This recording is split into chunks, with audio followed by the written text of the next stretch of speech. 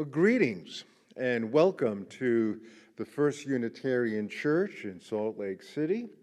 Welcome on this Father's Day 2020. This Father's Day also represents the last formal worship service we're going to have in this church year. Starting next week, we have another absolute blockbuster of a summer forum series that will start at 10 o'clock sharp. It's a live Zoom program, so you don't have the option really of tuning in earlier or much later. It's going to be crackling and live, starting next Sunday, 10 o'clock. Our thanks to Tim and Kathy Chambliss for hosting yet again another wonderful, wonderful season of Summer Forum. It's remarkable how this church year has ended. We have had to close our church doors, as all houses of worship have had to do because of the pandemic, and we closed our doors on March 15th. And it was a kind of trial by fire.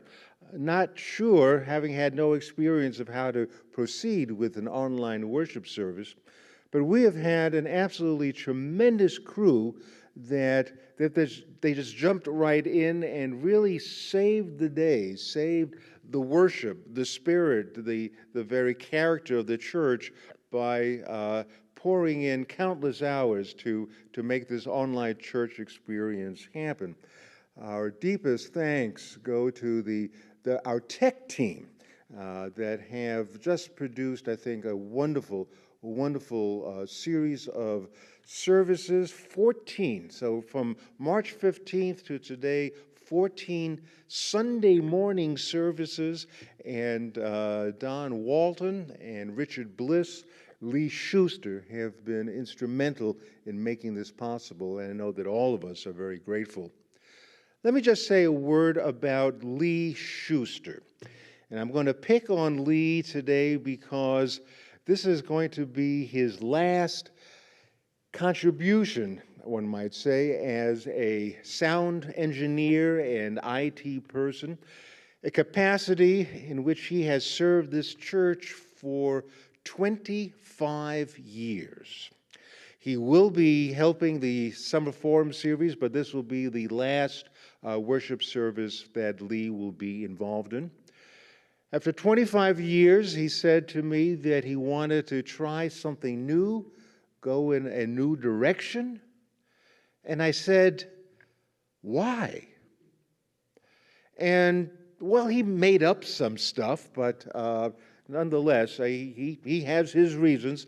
And believe me, we are very sorry to see him go. Obviously, wish him well. He's not disappearing. We're still going to see him from time to time in the church. Once we reopen our doors, hopefully at some point in our lives that will happen. But Lee has been absolutely phenomenal. He has now entered the pantheon of superheroes at the First Unitarian Church. We have many heroes. Superheroes, well, that's a class by itself, which is why he's in the pantheon. And everyone who enters needs to genuflect, of course, because these are very, very special, almost godlike people.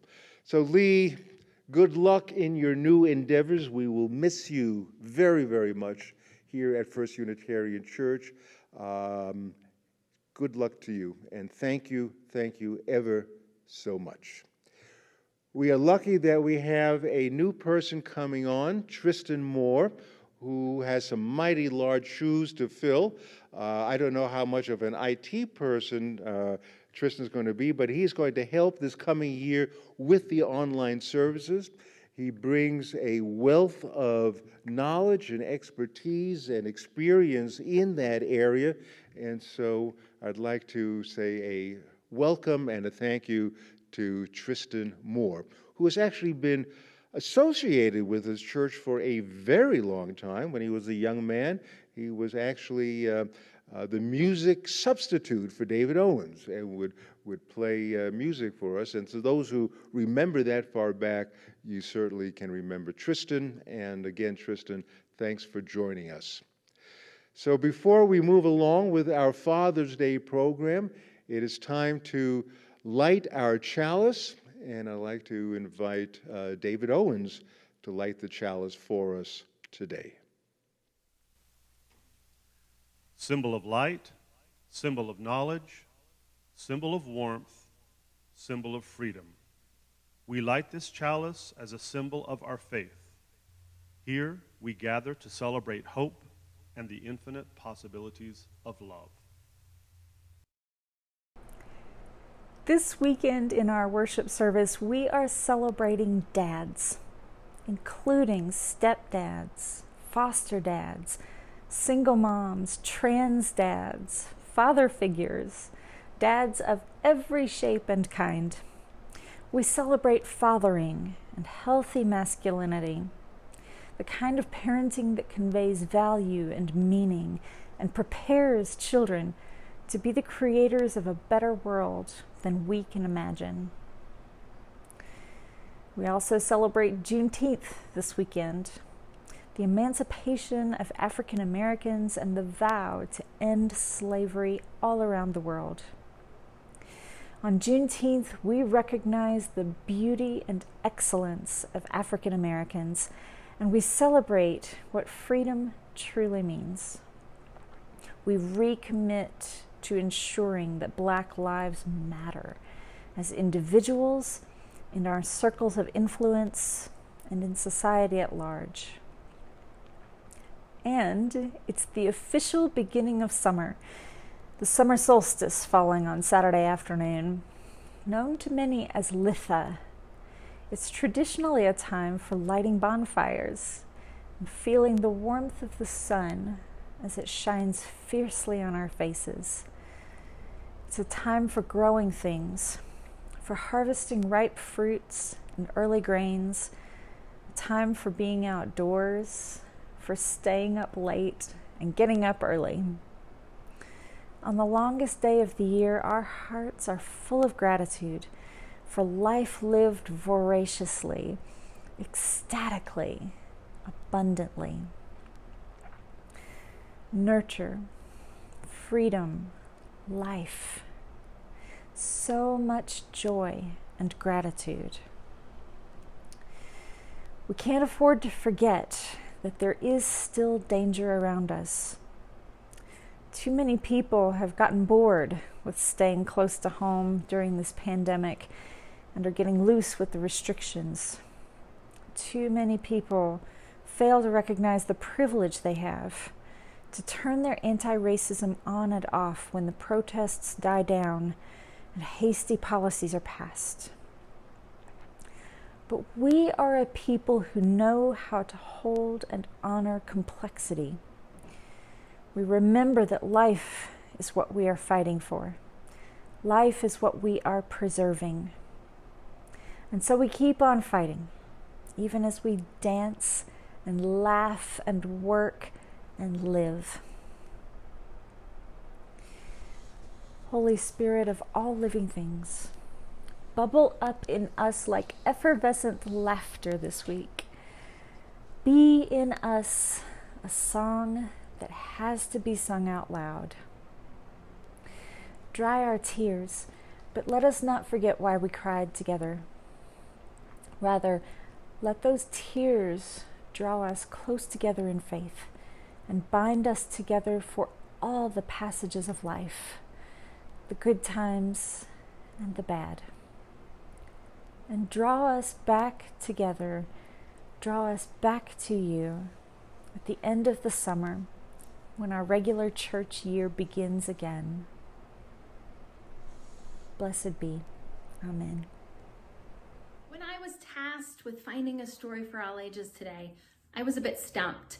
There isn't a wide breadth of literature on fatherhood, and specifically fatherhood as we see it at First Church. The fathers of First Church show up with love and joy each day with their children. They parent the heck out of these kids. None of these fathers babysit. They full on parent these kids, and they do it so well and with so much love. Luckily, I was able to find this poem written by Hope Anita Smith. I hope you enjoy it. We do have a few guests with us today, so enjoy. And I'd like to thank my guest readers, Grace and Matthew Esko. Today, we'll be reading the poem Daddy from the book My Daddy Rules the World by Hope Anita Smith. Who tickles you and makes you laugh? Daddy. And when he has candy, who gives you half? Daddy. Who do you like? Who do you love? Daddy. Who do you wrestle? Who do you shove? Daddy. When he goes to work, who do you miss? Daddy. And when he comes home, who do you kiss? Daddy. Who says you can do it and makes you feel brave? Daddy. Who helps turn your bedroom into a bat cave? Daddy. Who shows you the world from the top of his head? Daddy. Who tells you a story and puts you to bed? Daddy. Who is your hero? Who's your very best friend? Daddy. Who says he loves you again and again? Daddy. I love you, Daddy.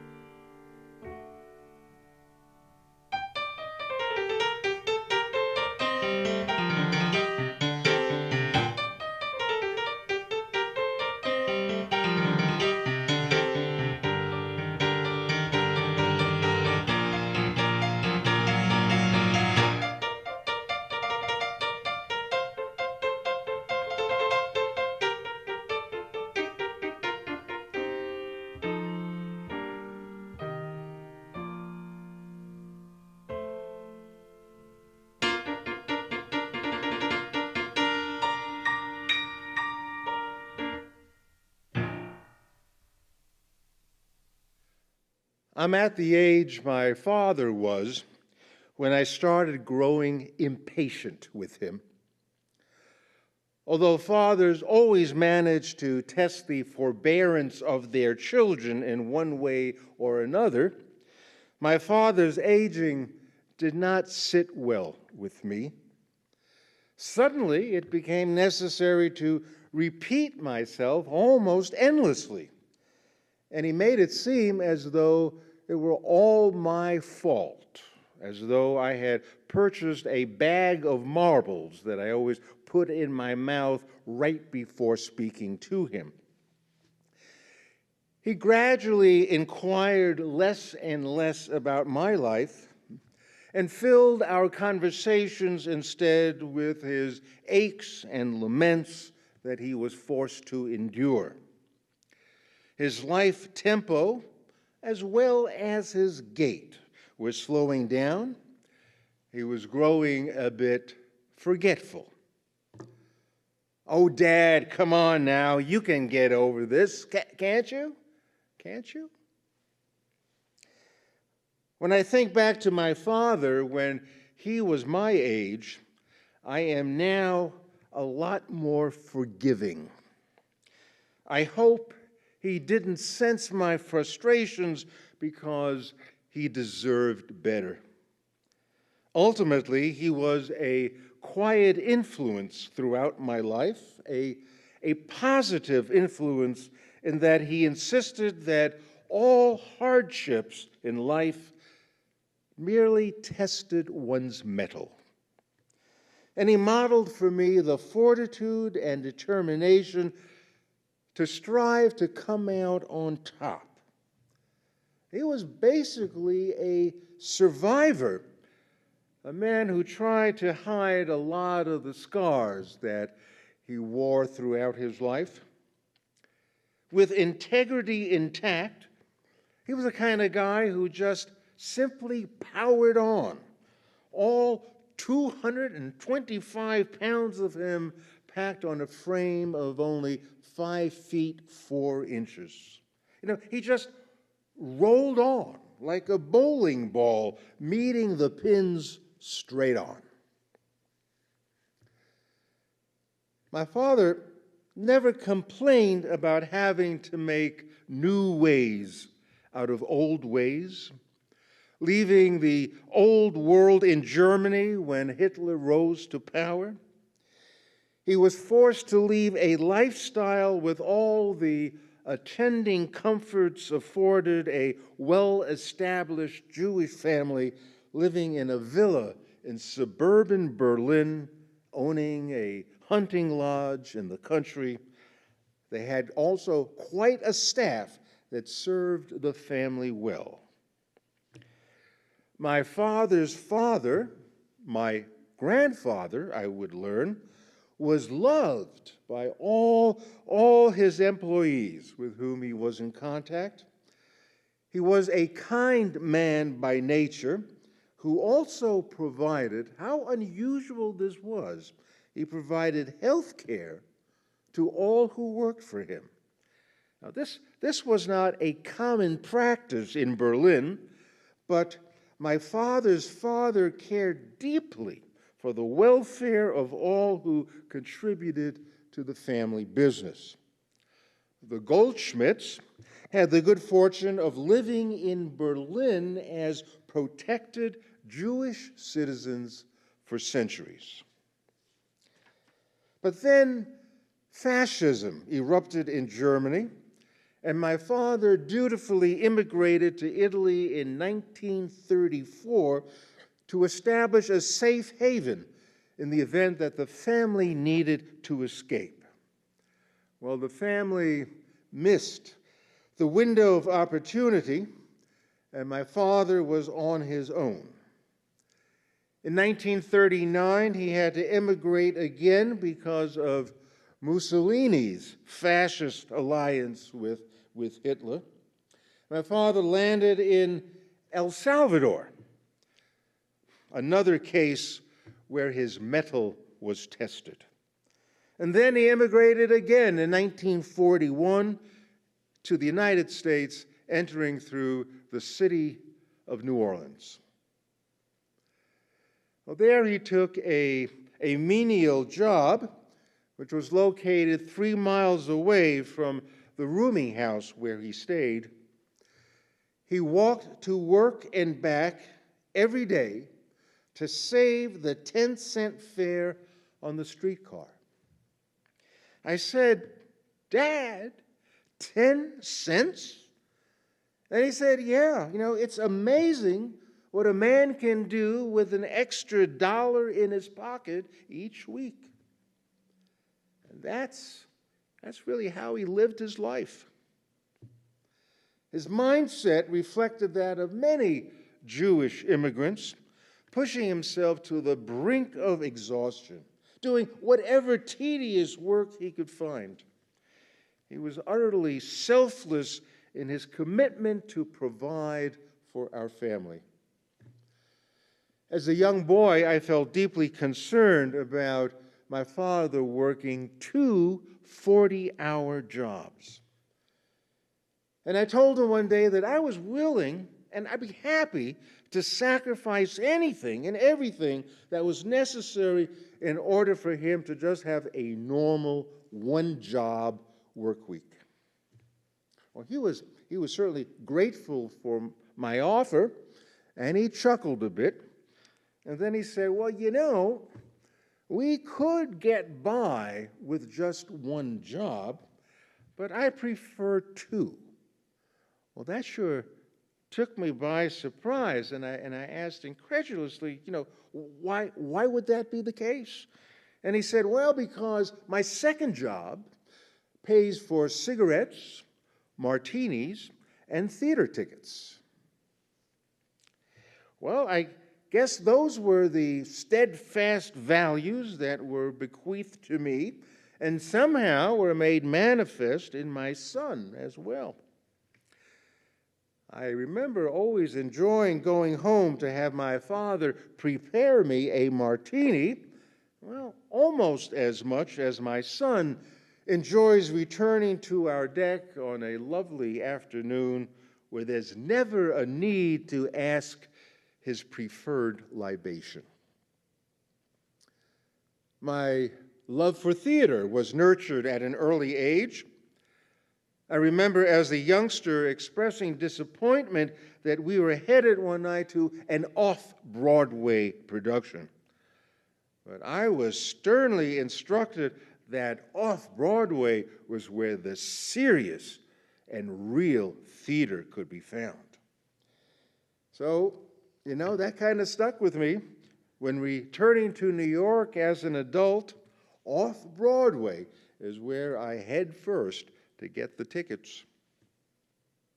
Occasionally, my parents would take me to the Long Wharf Theater in Connecticut, where the Yale Theater Department performed exciting and oftentimes avant-garde productions.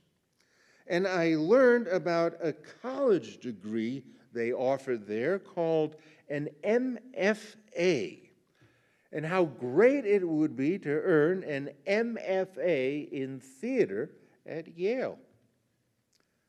Well, I think I may have disappointed both my parents that I never went down that road. Maybe I'll give it some thought from my retirement. I think I'd like that now that I'm overdoing things just to please my father.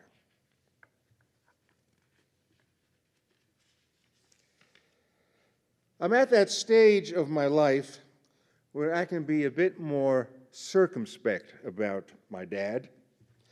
I've concluded that, his was a strenuous life. And I seemed to always take that into account somehow.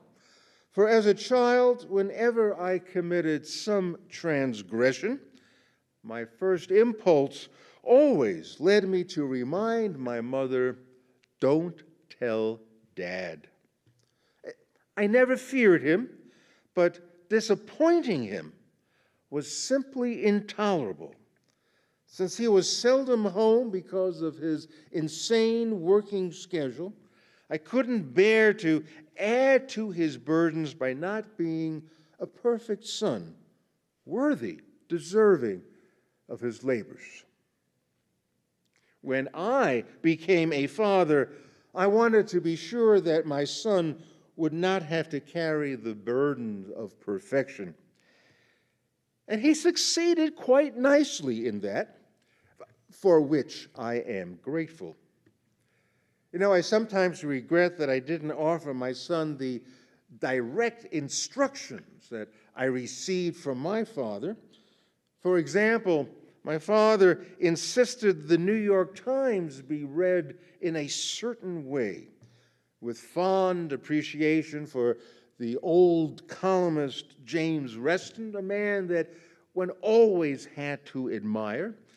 And then he cultivated in me an attitude of just despising their token conservative writers. At that time, it was a fellow by the name of William Safire. And then he made sure that I could really understand the humor and the nuances of quite a funny writer, Russell Baker, at the time. And then sometimes my father would give me a surprise quiz at the few times we had dinner together, just to make sure that I was reading the New York Times in a correct manner. Nobody ever had to guess my father's politics. I once got infatuated with William F. Buckley's program, Firing Line. And I asked my father if he'd like to join me one evening and watch William Buckley debate. And my father said, no, I don't think that would be a good idea. I think I'd probably end up breaking the television set, and we can't afford a new one. He prattled on and on about the virtues of Norman Thomas, a socialist who kept running for president again and again and again. He was kind of a Bernie Sanders of that era. And with Adlai Stevenson going down in defeat against Eisenhower twice, it was almost too much for my father to bear. Though he did take some consolation in the fact that Stevenson was a Unitarian, and so my father's solution to the political problems of the country, the political problems of the United States, was that we needed more Unitarians. And if we had more Unitarians, we'd be in much better shape. I'm grateful that my father was spared the current White House occupant. Surely he would have had to buy many new television sets. It's been many years since I've celebrated Father's Day with my dad, but there's something more valuable to me these days, as I have been awestruck watching my son be a father. From changing diapers to roughhousing with his now 5.5-year-old daughter, watching him soothe a toddler's tears or trying to reconcile the injustice of rules that had to be followed in a household. My son holds up a mirror to all the fathers who have come before him. The stories of my grandfather's generosity are somehow revealed in my son, whose concern for the welfare of others simply colors the kind of man he has become.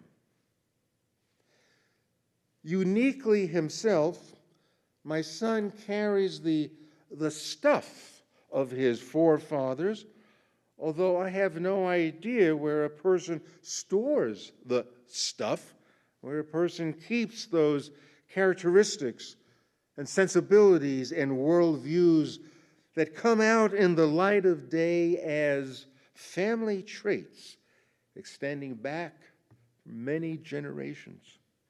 It just shows up, and it comes as a gift. A Father's Day gift to me and to all dads who have the good fortune to marvel as their sons take on the role of fatherhood. Now, my son works very hard, where 12 and sometimes 16-hour days are routine. But when he took his daughter last year to the Big Apple to attend a show on Broadway, of course it was Frozen, I asked him something like, God, you got tickets to Frozen. Did you have to mortgage the house just to afford the tickets? And he said, well, let me give you an idea of where we sat. We were actually right next to John Oliver and his little boy. And I say to him, gosh, wouldn't it be better if you just worked 8 hours a day and had a seat up in the balcony? But I know what his response would have been. He works hard and he plays hard, and the rewards he reaps are self-evident.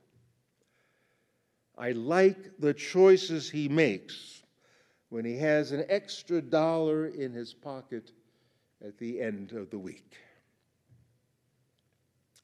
I think perhaps I appreciate my own father more by watching my son carry forth in fatherhood with a certain tradition of kindness, generosity, playfulness, and hard work.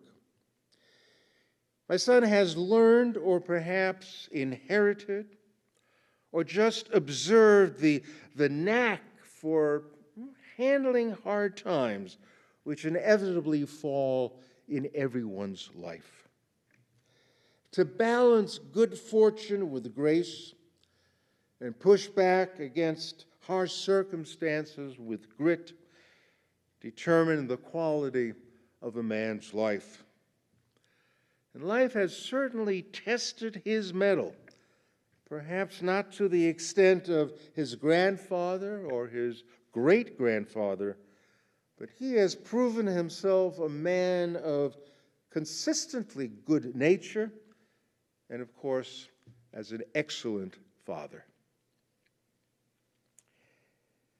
In his book, Where the Bluebird Sings to the Lemonade Springs, Wallace Stegner has a chapter called A Letter Much Too Late.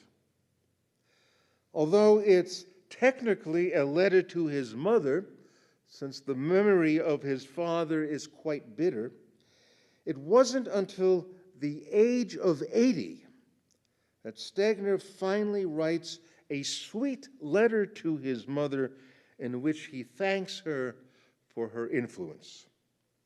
He confesses, sort of, that at age 80, he still had those same yearnings he wanted her to fulfill when he was but 5 years old.